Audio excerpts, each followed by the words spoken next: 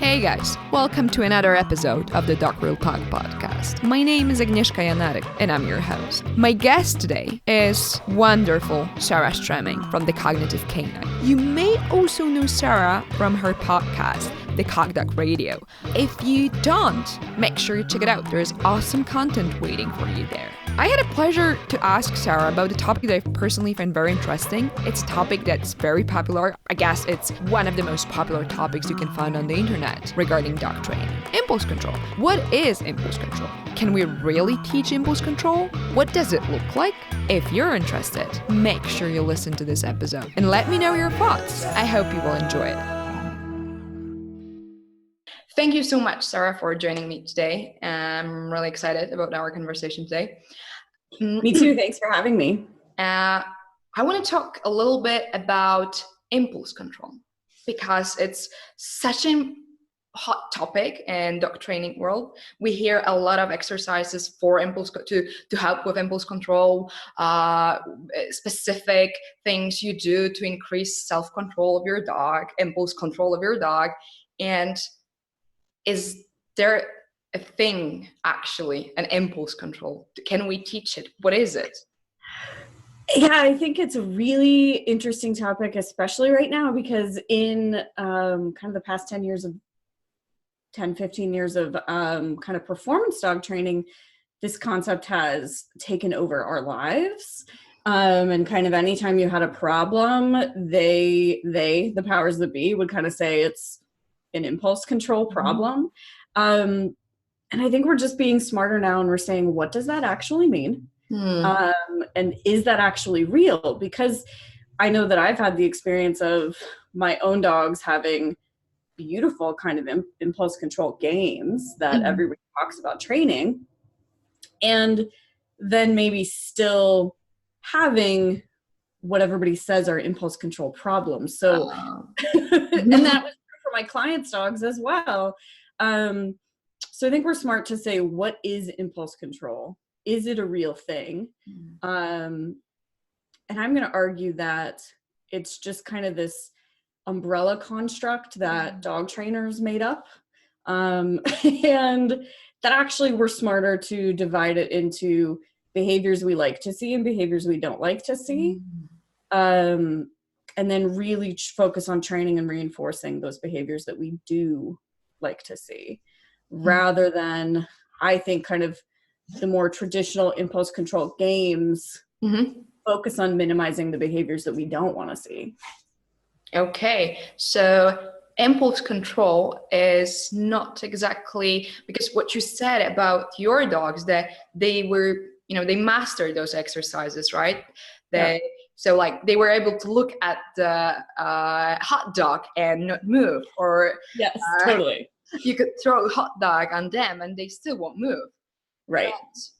But what exactly can we call it, actually? What is this dog lying down or sitting and standing and us tossing treats all over him?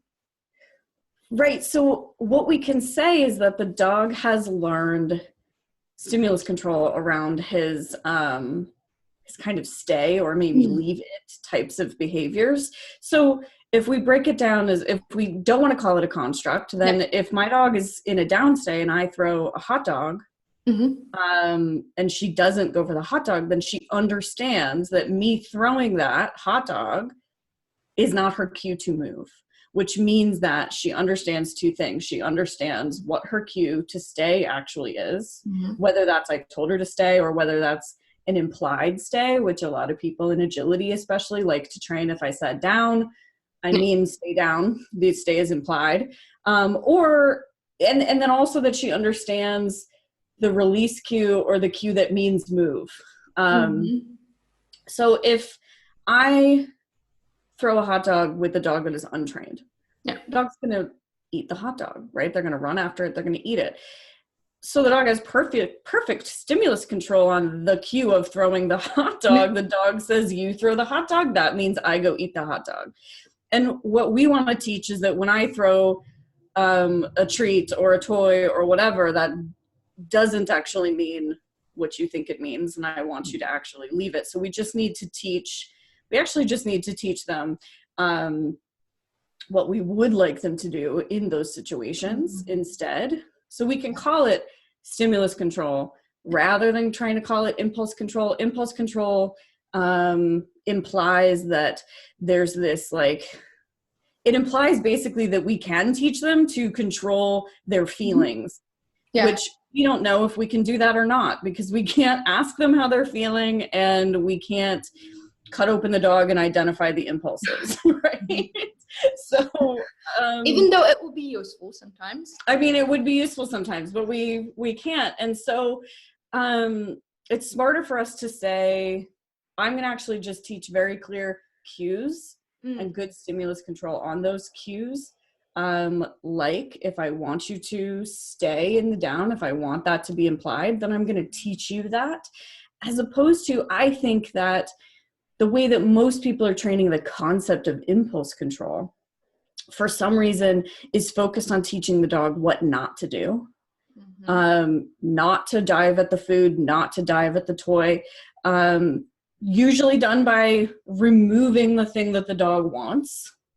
So negative punishment procedure, if we want to get nitty gritty about it. So the dog, you know, the kind of classic, it's your choice type game where you've got the food in your hand, you offer the food to the dog goes to eat it, and you just close up your hand.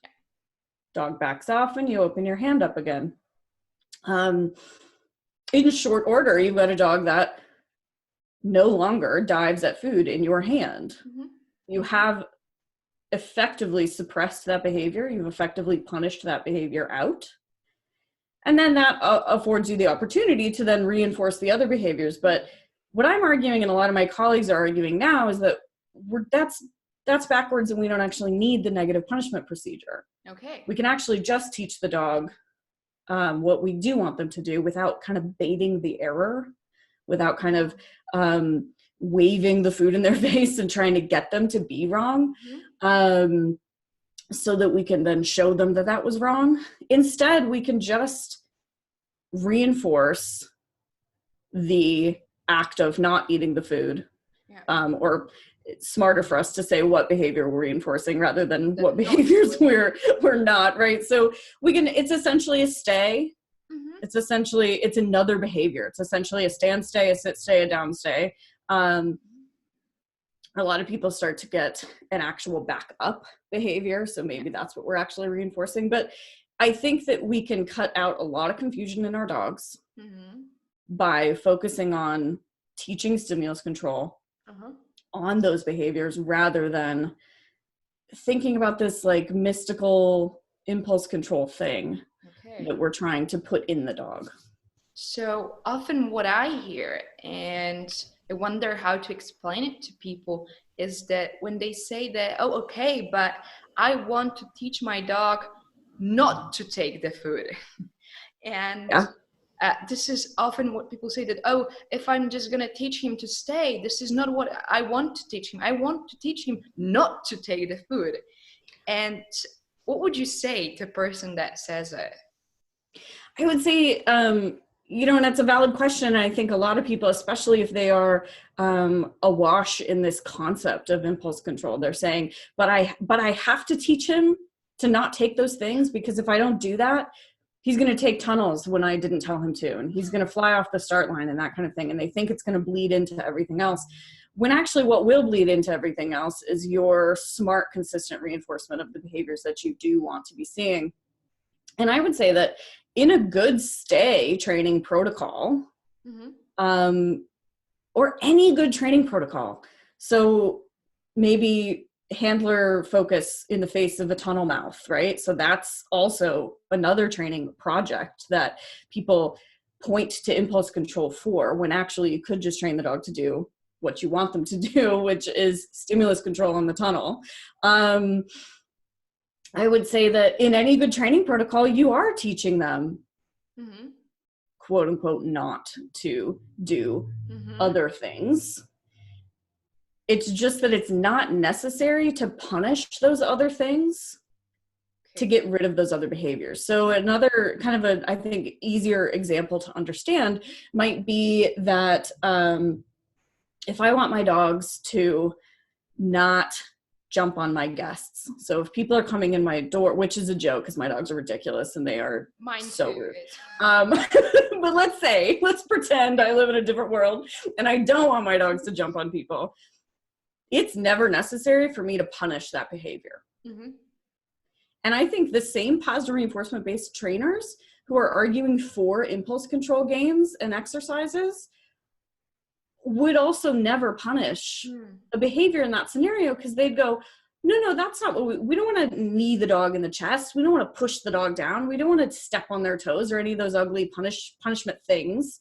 Mm-hmm. The more progressive ones are even going to say, I'm not even going to ignore the dog. I'm not even going to turn my back on the dog. The smartest way to go is to maybe teach the dog to do a default sit, or to go to a station when a person comes in, to teach them actually what you want them to do. Mm-hmm. So if we can understand in that scenario why the punishment piece is not necessary, mm-hmm. then I struggle to understand why it's hard for people to get rid of also needing to punish these other behaviors out. And I think the answer just lies in the fact that it's really easy for us to just slap a couple of negative punishment reps on a behavior. And the dogs we tend to pick for agility also tend to be sensitive to those things. Mm-hmm. And so it's very effective, very fast. And so then that's reinforcing to us. Absolutely. But I'm also going to argue that the more sensitive they are about it, the less smart of a thing it actually is to be doing to them. So an example is my dog Felix. He's the first dog I've had that I've raised kind of without those exercises. So I didn't teach him it's your choice, and I didn't teach him a default wait at the door by closing the door if he was going to move through it, and those kinds of things, which I had done previously. And I was doing a little exercise with him on stimulus control around his reinforcers. So meaning when I say eat the food off the floor, eat the food off the floor, versus eat the food in my hand. So I have two different cues for that. And he went to make an error. I told him to eat the food out of my hand, mm-hmm. and he went to eat the food off the floor. Mm-hmm. And because I have 15 years of history of this, I covered the food just as an instinctual response. A negative punishment. And I mean, yeah. And I did a little negative punishment rep, right? And my sweet Felix boy did not eat food off the floor for 2 weeks. Okay. So I broke the behavior so effectively in one punishment rep. And I see broken eating behaviors in especially border collies a lot in my work. Eating is a fragile behavior for them. They want, because they want a toy. They, they're weird. They're working. They don't want to be eating. And I broke it effectively. And I went, wow, Stremming, nice. Way to screw that up. Because he, the poor dog, he just went, oh, wow, okay. I guess I'm never going to eat food off the floor again. And everyone would, people might argue that's a temperament problem on his part. And I'm going to say that's not fair. Maybe it is, maybe it isn't, but he's the dog I have. Yeah. So I work really hard now to recognize what those 1 or 2 reps of punishment do to them. Because I don't actually think it's harmless anymore. Okay. And what just came to my mind is that I recently had a discussion with someone from a horse world who does a positive clicker training with horses. And what she said, it's Caitlin Bartlett, she said that we actually, when we start using punishment, even if it's not kind of what we imagine when we think about punishment, so we don't beat the horse, the animal, we don't use positive punishment or a negative reinforcement. It's like just as you said, it's just a little example of negative punishment, like closing the bowl so the dog doesn't eat. Yeah.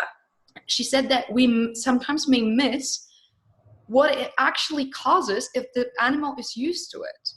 Because if the animal is getting used to those punishment, you will start to skip those tiny changes in the behavior that may be present if your dog was not used to it. And it will, so it will not show you. I mean, the dog that is used to, what was raised with all the impulse control games, whatever we call them, then you may not see how he actually would respond to it if he wasn't kind of like, raised into it from the beginning. And that's exactly Felix, because I didn't raise him like that. I could see very plainly the effect of it on him. Whereas I have a 10-year-old dog, Iggy, who is very much raised in all those games. And if I cover a cookie with her, she's like, oh, okay, I'm not supposed to eat it. And then she's back eating, food off the counter the next day. And so it doesn't affect her as much because she's used to it. But my question is, when she was new to me, she wasn't used to anything I was doing. Yeah. What did I miss then? What did I miss because I expected that behavior? Because I expected her to then back off the food. It's an important question. And it doesn't mean that people who are using these exercises are, mean or unkind or anything like that, because I don't think they are. It's just kind of, if we're wanting to elevate and we're wanting to learn more and we're wanting to constantly be improving upon what we're doing and doing better, then I think this is an important area that needs to be examined. Absolutely, because we need to analyze especially those concepts that are so hardwired, I think, that we take them for granted. I mean, what do you do in puppy class? You teach them leave it, you teach them all the impulse control games. And I think that what you said, that we need to analyze what really is behind it and if there is any side effect, because I agree completely. Like with my dog, one of my dogs, I taught him very strong impulse control games around the hand, and he was not following my hand anymore. Yeah. And I had to really spend a lot of time just teaching him to follow a hand with a treat. Just do any a transport behavior, luring, whatever. I was unable because he was like, I'm not supposed to take food from your hand. So what's the point of following? I would rather sit. Right. And I think that, again, a lot of the arguments come in and they say, well, okay, so then also teach luring, right? So then also teach whatever other behaviors you want to teach. And that's true. You could. But whenever we're talking about breaking a behavior, whenever we're talking about suppression of a behavior, I think that we need to think about it. So, another example would be, okay, you teach the dog to run in a tunnel, you teach them to really love tunnels, and now you all of a sudden have a dog that grabs tunnels when you didn't ask them to take a tunnel. And it's no different than that scenario, that everybody kind of understands, though, that they don't want to punish the dog taking the tunnel. They don't actually want to break that behavior. Yeah. They just want the dog to understand when to take it and when not to.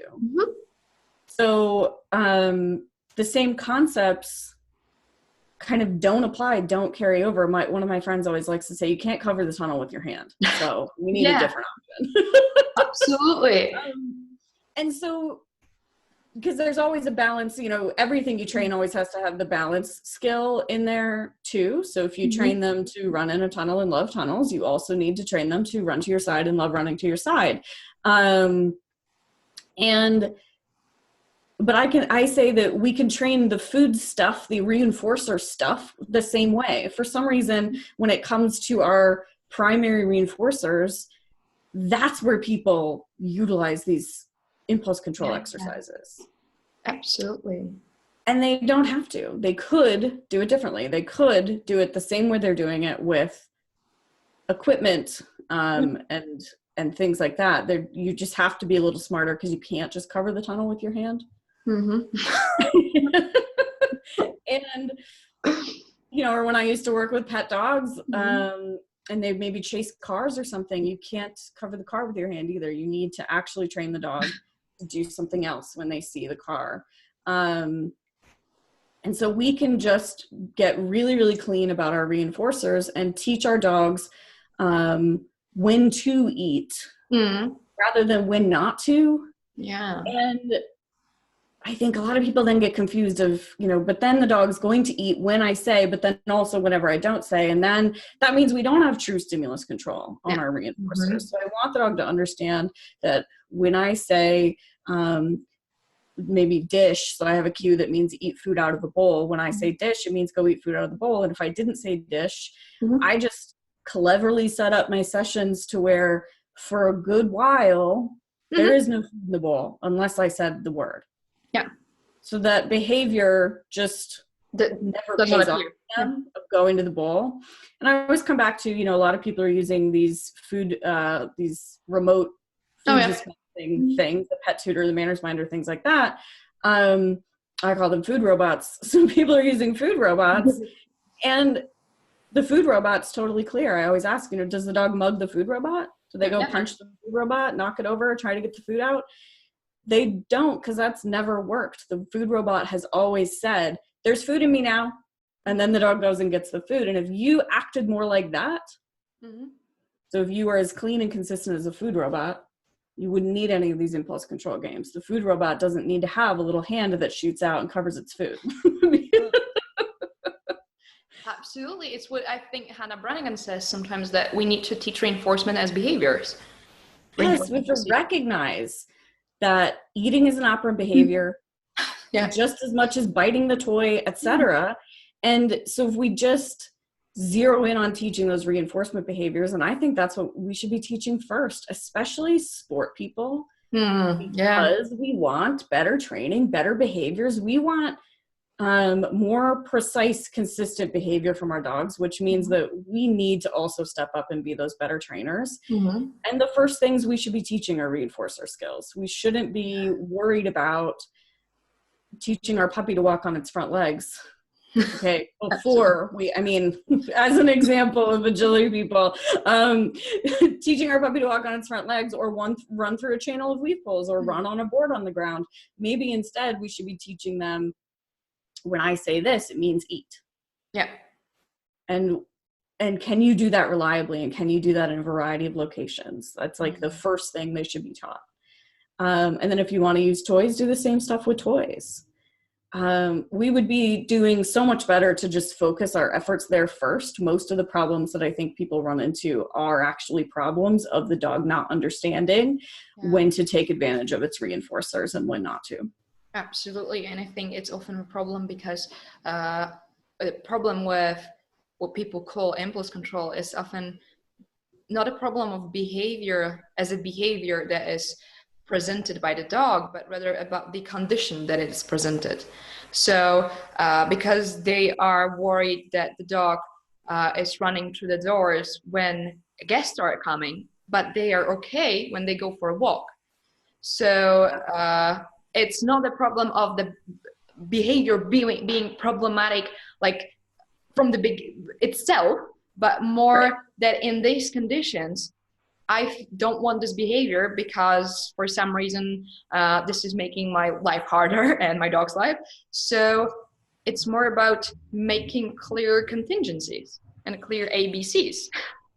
Yeah, because these behaviors that we're punishing out through these kind of impulse control exercises are not problematic behaviors. Like you said, they're contextually problematic. Yeah. Which means that it's dangerous for us to apply a punisher to something that's only contextually problematic. Because what you're doing when you apply a punisher is you are suppressing that behavior. And I think it's just kind of this shortcut. They suppress the behavior a little bit so that they can then reinforce the other stuff. Yeah.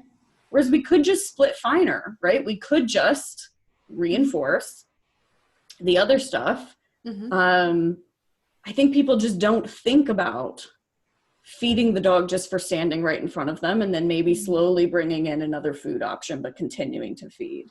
They don't think about it because they want to lump and they want to see the big behavior of the dog turning its head away from the food. Yeah. And we forget, or we choose not to acknowledge, again, that punishment always comes with fallout, because there are always side effects to whatever you're using. It's just that the side effects to positive reinforcement are like happy, joyous dogs Yeah. that feel, again, more constructs. But I think Yeah, we all know what it looks like when they're like wiggling and full smiles and trying behaviors and feeling brave. Like that's what I want to see always. And that shouldn't be sacrificed for anything in my mind. And we do sacrifice those things when we try to train, quote unquote, impulse control, this invisible thing, via punishment procedures. Yes, absolutely. And we also don't, if we use punishment, we don't really teach them what they should do in the first place. It's like, because our focus is just don't do it. And if I start to tell you, just stop doing this, right? Stop doing this, but what should I do instead? I mean, because you don't want me to sit, or do you don't want me to walk, or do you don't, what I shouldn't do? Well, and going back to the doorway, the friends coming in the door example, that's why we want to teach them exactly what we want them to do, because if you just suppress the current behaviors and you're not respecting that all behavior serves a function for the animal. Mm-hmm. So they are doing it to get something always. Yeah. And so if you just say, no, don't do that anymore, behavior is like water, like it doesn't disappear. It goes somewhere else. Yeah. And you may not like where it goes, especially if you apply a big punisher to greeting of humans. Mm-hmm. You can real quick just have a dog that says, I don't like humans. Yeah. I'm going to argue that if they're jumping on them in the first place, they've got big feelings about them, and feelings like to go from one end of the spectrum to the other. So if you've got hypersocial, that can very quickly go into reactive aggressive, and that's dangerous. So we want to always say, we're just not being smart trainers if we're not always saying, what do I want the animal to do? And how can I just apply positive reinforcement to that, as opposed to, most people show up, they know what they don't want the dog to do. Yeah, if you ask them, absolutely. Yeah. And so, cool, we're all on the same page on that. I don't, when I say to people, I don't train It's Your Choice anymore, I don't train that stuff anymore, they're flabbergasted. They're like, well, I can't have the dog biting my hands. I can't have the dog just eating food everywhere.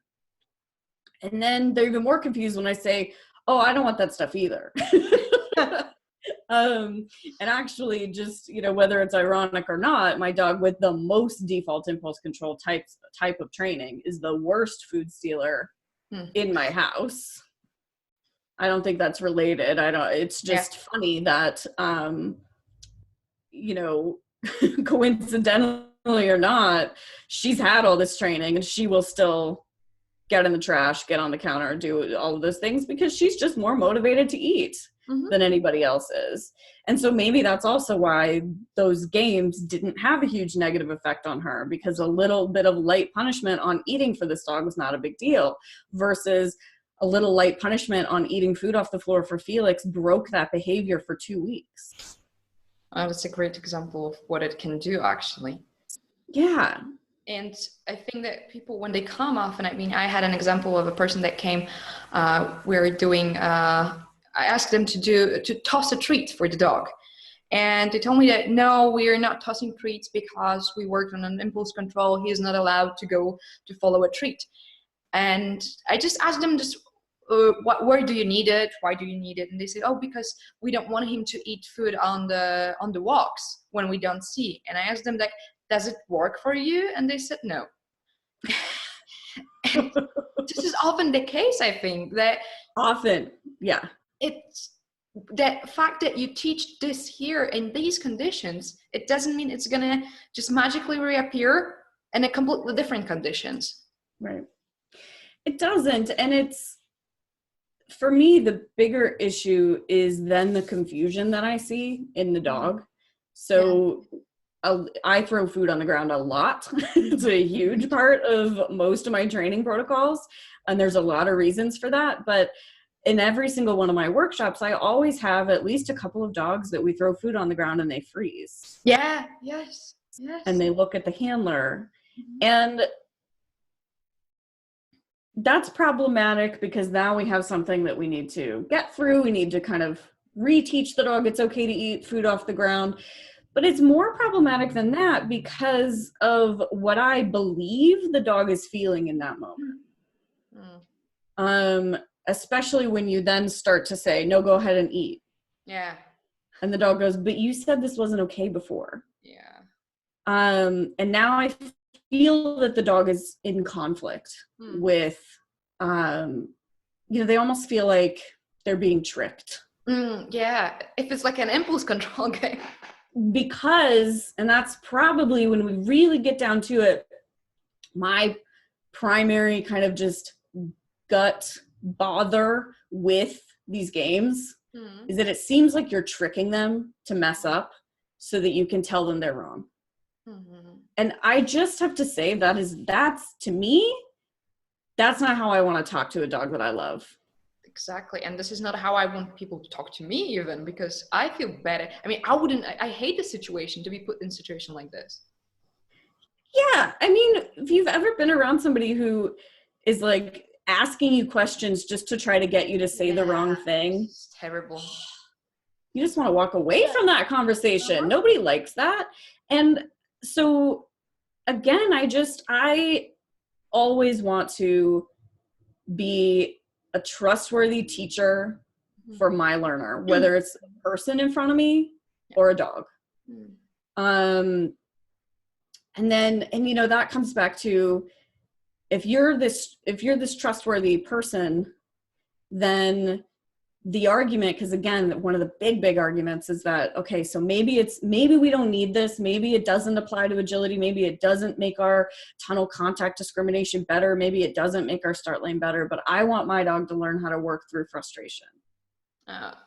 Which is probably another podcast in and of itself. But I'm again going to say frustration for me as a teacher with you as a learner in front of me, whether you're a dog or a person, frustration has no part here.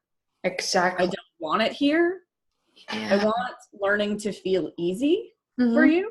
If it feels easy for you, then you're enjoying it the whole time. And it can be a puzzle, but if you know you can get the answer, then it's not a scary puzzle. Yeah, if you have the skills to solve the puzzle. Yes. And if you go, this teacher has never presented me with a problem that I didn't have the skills to solve, then you trust that scenario and you trust that learning environment. And you can try. Yeah. That's what I always want. I always want my dog to show up to training and just say, I don't know what we're going to do today, but I know it's going to be great for me. Yeah, absolutely. That's what I always want them to think. And when I'm the person who's tricking them into being wrong so that I can tell them they're wrong, that is not what they're going to say.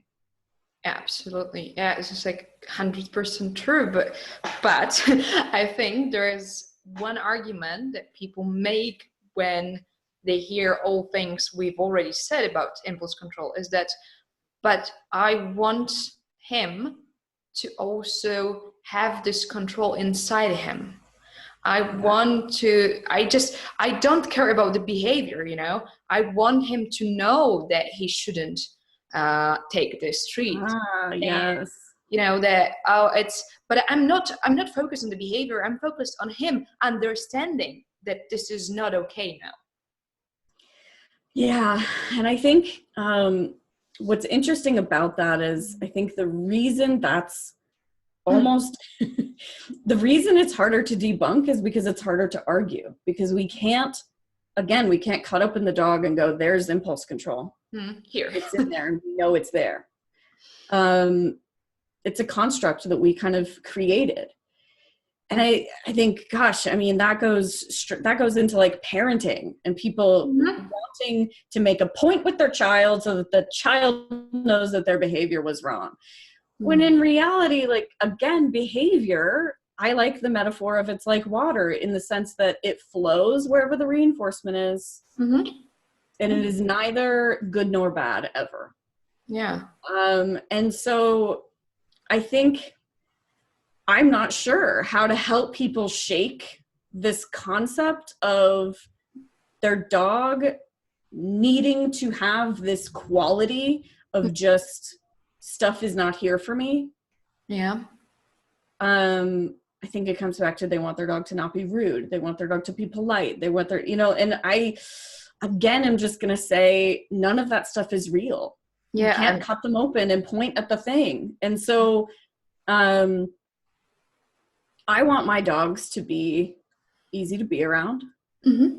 I don't want them to snatch a piece of pizza out of my hand. Like, I'm not interested in hanging out with a dog like that.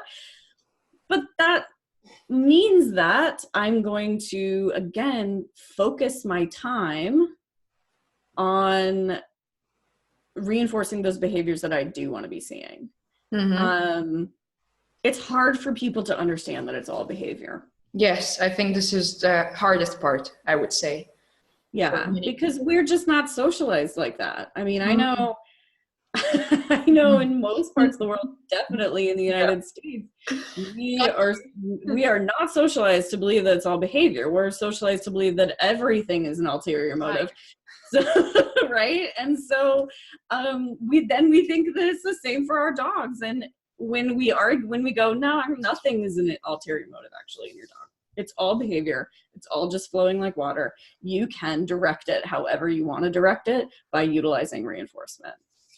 Absolutely. But you're going to talk to Dr. Susan Friedman, and she's going to make that very clear for everybody, I'm sure. Yes. One episode where I did one episode with her, and it's she talks about how it is actually all behavior. Absolutely.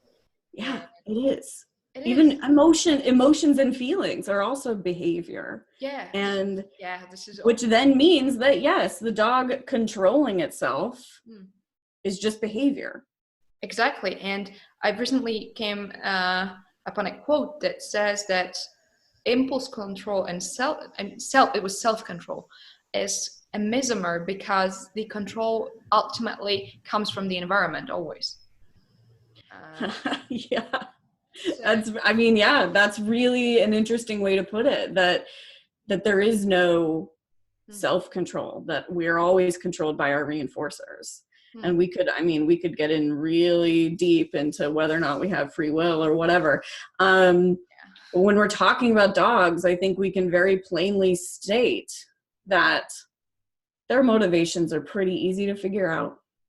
Their motivations are pretty clear for us. That's why, our relationships with them are so rewarding, because we don't have to worry about, do they have all these ulterior motives and all these,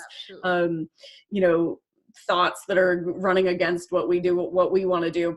Mm-hmm. We can just say, this is behavior. It's about reinforcement. And, the other thing that I don't remember who said it. It may have been Susan Friedman. One of my quotes that I keep kind of replaying in my head is just that it's all behavior, and behavior is modifiable. Yeah.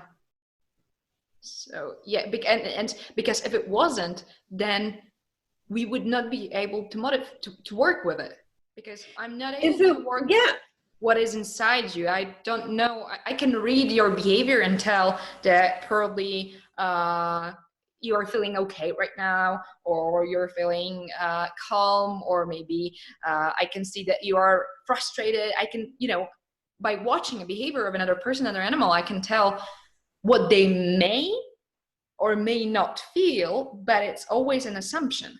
And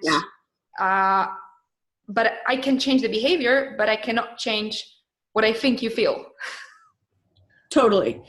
I can adjust the reinforcers or the punishers that be surrounding you always. I can't adjust stuff inside you that I can't see. And I think that when people first start to hear myself, yourself, colleagues talk about this concept of impulse control is not real, that thing that you thought was real is not, they freak out. They go, no, Santa. But I need it. You can't say it's not real because I need it. When actually, what I would love it if people did is if they felt empowered by that actually, and they went, oh, wait, there isn't actually like an invisible mystical thing that I have to impart upon the dog. I can just train behaviors with positive reinforcement. That makes me feel better. Yes. Because being told that my dog was, not stopping on her contacts because she didn't have impulse control training which is what? Which is what you hear. Yeah. That actually makes me feel powerless because I go, but yes, she does. She's mastered all those games. Mm.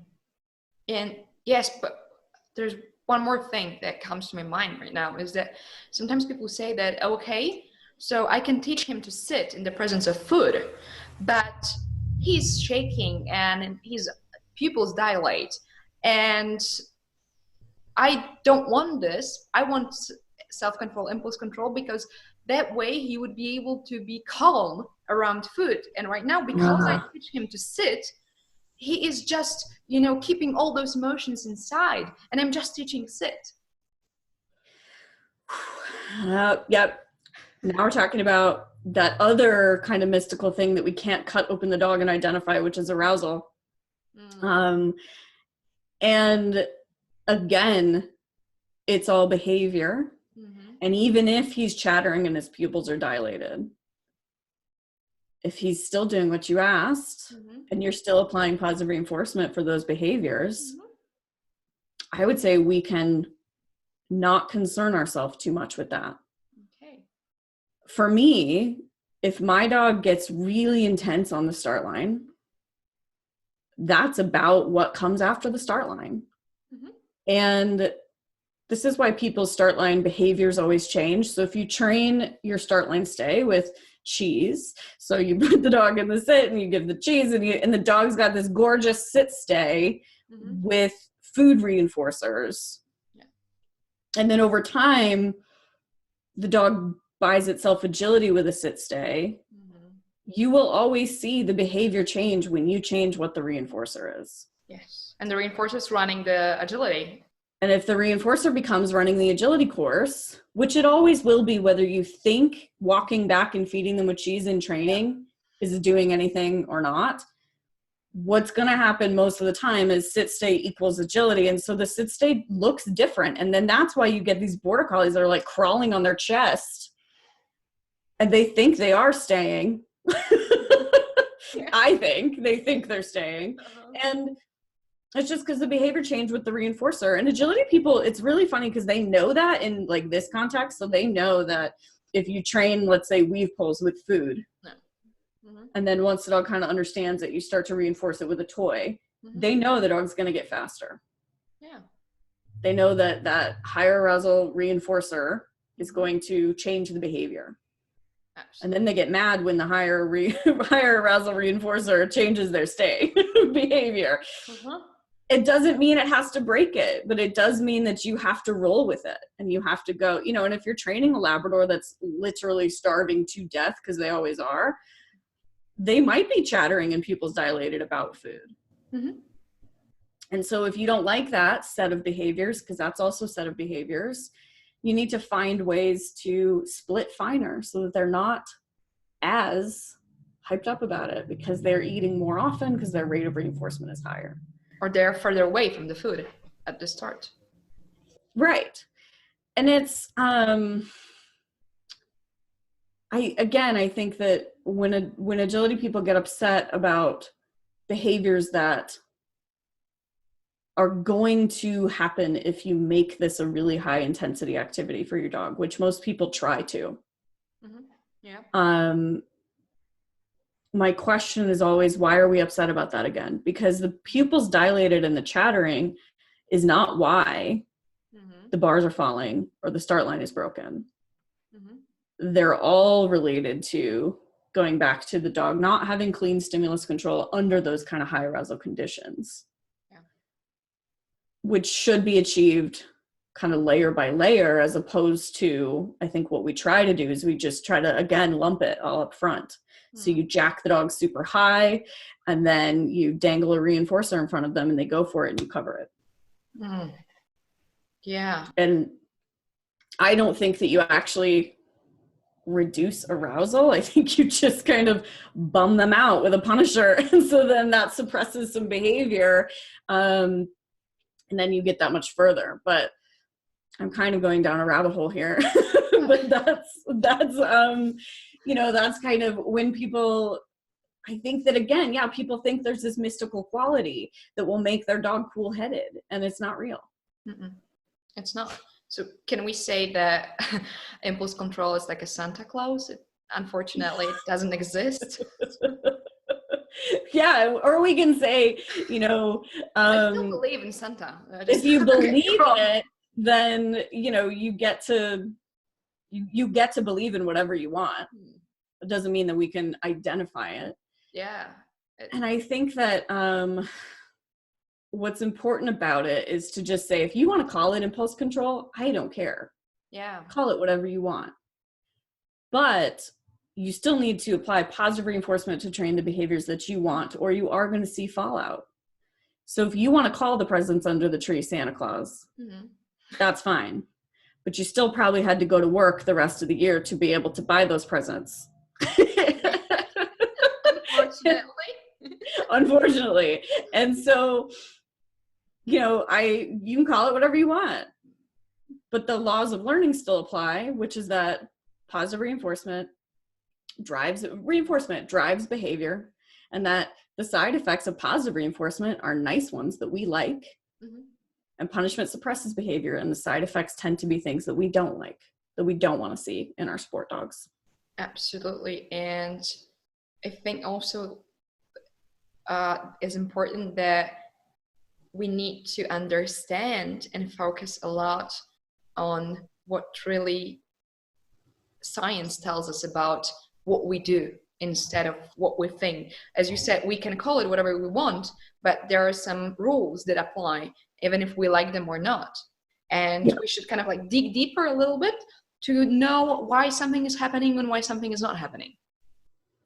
Yeah, and I think that especially in dog training, people like to pretend that there are rules, that the rules don't always apply to us, that we're training dogs and not dolphins, so we don't have to be that particular and that kind of thing.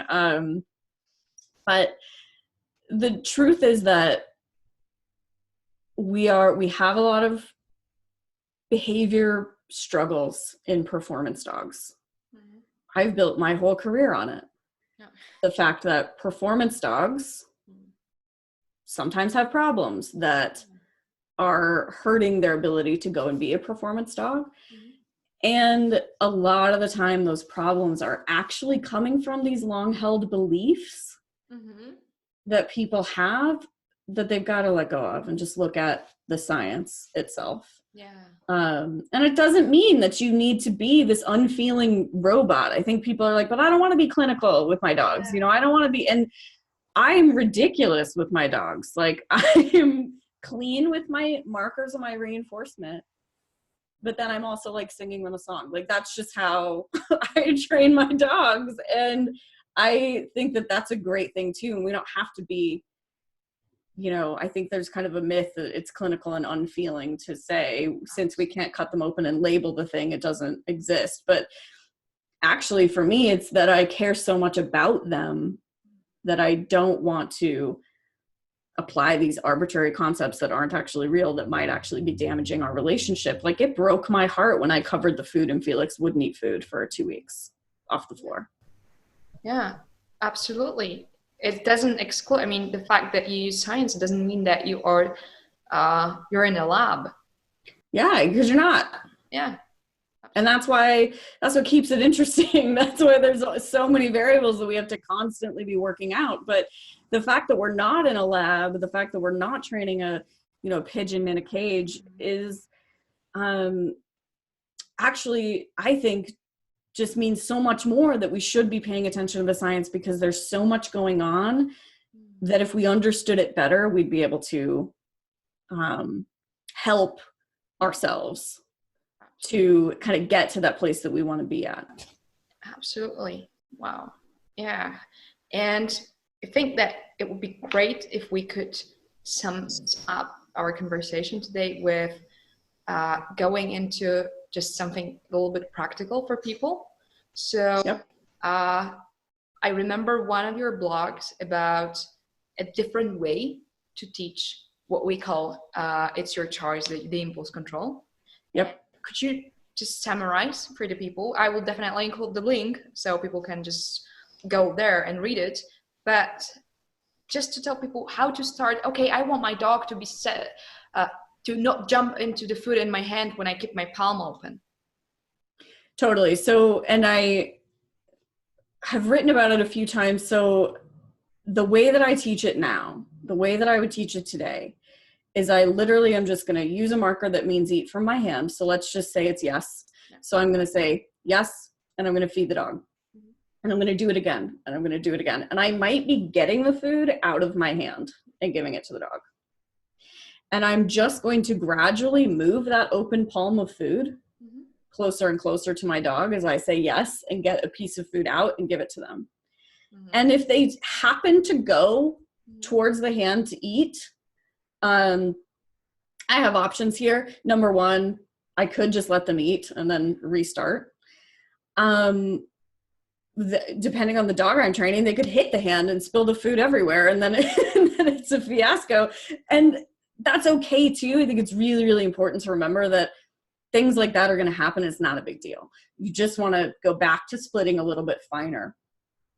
And then I also like to teach them to eat off the ground by feeding them from my hand, from my hand, from my hand, from my hand. And I'm putting food on the ground maybe slowly as I'm feeding them from my hand. And then I'll stop and cue them to eat off the ground.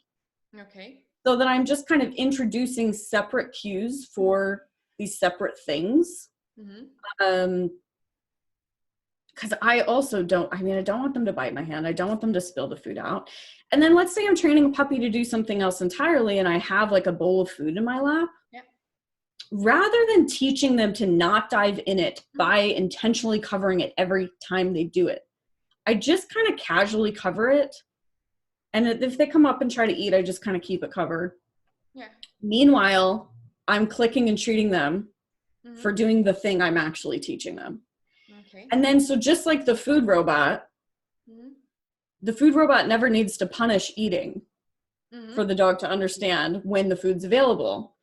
So just by setting up your sessions to where the dog isn't eating the food that you didn't ask them to eat, but is eating a lot of food that you are asking them to eat, you're going to build the reinforcement history for the behaviors you actually want to see. Rather than, I think people start their session with, here's some food, don't eat it. Yeah. So we don't want to create an opportunity for the behavior we don't want to happen. Exactly. So, and again, people know this when they're talking about maybe behavior problems in the home. The dog's going to jump all over the person walking in the door. Maybe you keep them on a leash until you know that they can do what you're asking them to do. But again, there's definitely people that don't think that's positive reinforcement, whatever. I like using, or maybe use a gate or something like that. So the dog can't do, it's always about make the undesired behaviors harder to do than the desired behaviors. So I do that with my food stuff as well, because I want to have a bowl of food in my lap or on the ground when I'm training. So it's easy access for me. I want that always. So I just set it up to where they're never eating that food because they're so busy being clearly told what they're doing right and eating over here that they just never even think to go to that bowl. What if your dog just goes directly, doesn't care what you have in hands, and if you put a bowl on your lap or on the ground, then what can you do to make it easier for him? So I again make the bowl tougher to access. I was just talking to a friend yesterday about she's using a bowl with food in it to help her dog understand weave pulls. And so she had the bowl of food at the end of the pulls, and she was standing near the bowl of food, and she wanted to send the dog up the line to start the pulls. And the dog just kind of froze and went, I can't go that far away from that food to do the weave pulls. I need to just eat the food. And so she simply just put the bowl, still uncovered, still open, up on a chair. And just that little bit of saying the bowl is not as easy for you to access. She still could have. She's a border collie. She still could have eaten the food. The dog went, oh, okay, I get it now. I'm going to go do the weave pulls. So put it on a chair, put it on a stool. I sometimes start with it up on a counter that the dog can't reach, or maybe up on a bookshelf, and then I'm going to move it down, and I'm going to move it down, and I'm going to move it down. So that's what I like to talk about, doing things in layers as opposed to just starting out with the really difficult math problem that you just have to figure out. Sorry. Like, it's so good. The basic skills you need to solve it. Because yes, and again, it all goes back to the reinforcer skills that with little puppies, this is what we should be teaching them, rather than all these complex, weird behaviors that everybody wants to teach. Maybe we teach them when to eat on cue. So that's the stimulus control of the eating behavior, and then we help them generalize it. And now, can you do it in the parking lot in front of the feed store? Can you do it at the dog park outside of the park? Can you like just building in those layers of difficulty on just the eating behaviors? You learn a lot, and you learn a lot about what's hard for them too, without breaking down any of your other behaviors. Absolutely. And I think one maybe last important thing that what you said is that you just don't have to beat yourself up if something goes wrong, because it will. It will, and it's fine. I think if you just go into the training session knowing that some things are going to go wrong here, but nothing's actually broken, because I'm not going to be utilizing these punishers that might actually break future behaviors. I'm just using positive reinforcement. The cookie never broke anything. And I think it's every time I go out to train, I have to say to myself, like, this will not go perfect. You will both survive, and you'll figure it out. Because it's never perfect. Yes, it never is, because we are all like living creatures, and that's right. It's not that easy sometimes, but yes, it's absolutely true. Wow, so many information. Thank you so much. Thank you. This was really fun conversation to have. Yes, I've enjoyed it a lot. So thank you so much. I will definitely add a link to the videos you did on your blog. So all people who are listening right now will be able to access your blogs and read and see the things you talked about teaching in a different way, impulse control. Awesome. Thank you. Thank you so much. Thank you guys for joining me today. I hope you enjoyed this episode as much as I did. And if you have any comments, any questions, make sure you write them in comments or send me a message. I also know the past few weeks have been very difficult for many of us, especially our animals, who had to get used to a different lifestyle, since we can't predict what will happen next month, and we don't know when it will be possible to go back to normal activities with our animals. We decided to offer more online courses than usual. You will find plenty of different classes available from the comfort of your home, putting yourself or others at risk. We offer variety of classes, starting from targeting and back chaining to even parenting course. Make sure you visit Trumplo.com, and we are here to help you and your animal to get through this difficult time together. Thank you guys for joining me today. Stay home, stay safe, and see you on the next episode.